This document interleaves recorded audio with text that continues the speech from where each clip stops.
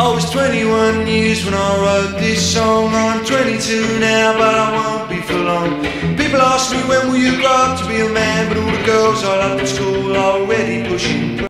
The greatest bass player I've ever known gave me this leather jacket, and this is in honor of her. If you have reached the age of 25, I have a bit of bad news for you.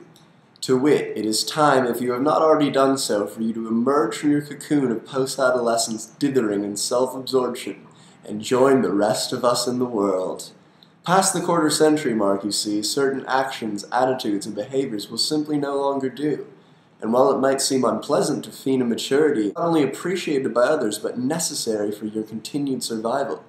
Continuing to insist past the point of that good manners, thoughtfulness, and grooming oppress you in some way is inappropriate and irritating. Grow up. And when I instruct you to grow up, I do not mean that you must read up on mortgage rates, put aside candy necklaces, or desist from substituting the word poo for crucial syllables of movie titles. Silliness is not only still permitted, but actively encouraged.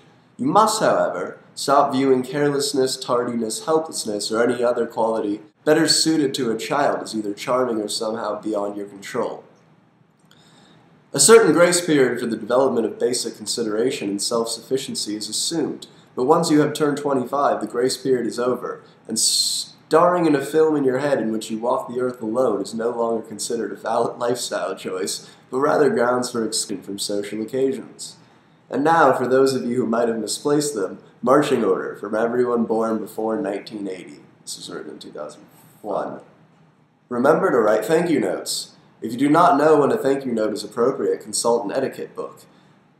2. Do not invite yourself to stay with friends when you travel anymore. Presumably you have a job and the means to procure yourself a hotel. If so, do so. If not, stay home. Mentioning that you plan a visit to another city may lead to an invitation to stay with a friend or family member, which you of course accept.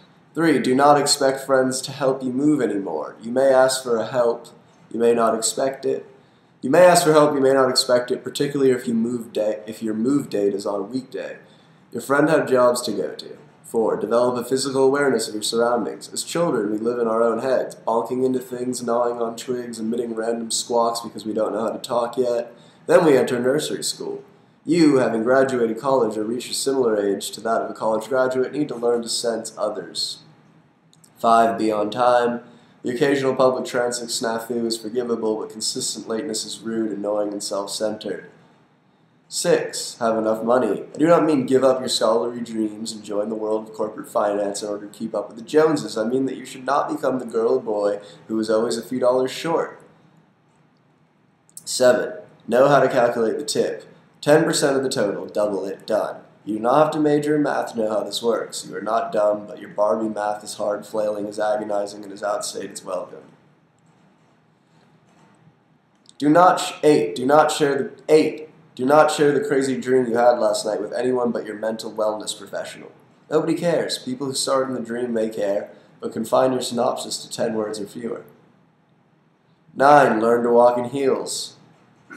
Ladies, if you wear heels, know how to operate them. Clomping along and placing your foot down flat with each step gives the appearance of a 10-year-old playing dress-up. 10. Have at least one good dress-up outfit. A dress code or suggested attire or an invitation is not an instrument of the man. Own one nice dress or one reasonable suit. 11. Do as invitations ask you. Don't bring a guest when no such courtesy is extended. Don't blow off an RSVP. It means please respond, and you should. Regrets only means you answer if you can't come. Know how to drive, know how to read a map, know how to get around, know how to change a tire, or whom to call if you can't manage it, or how you get a phone, blah. 13. Don't use your friends. It's soulless. It's also obvious. If the only reason you continue to associate with a person is to borrow his or her car, might I remind you that you have now turned 25 and might rent your own. Have something to talk about besides college or your job. Give and receive favors graciously. Drinking until you throw up is no longer properly a point of pride. It happens to the best of us. Be properly ashamed the next day. 17. Have a real trash receptacle, real Kleenex, and if you smoke, a real ashtray.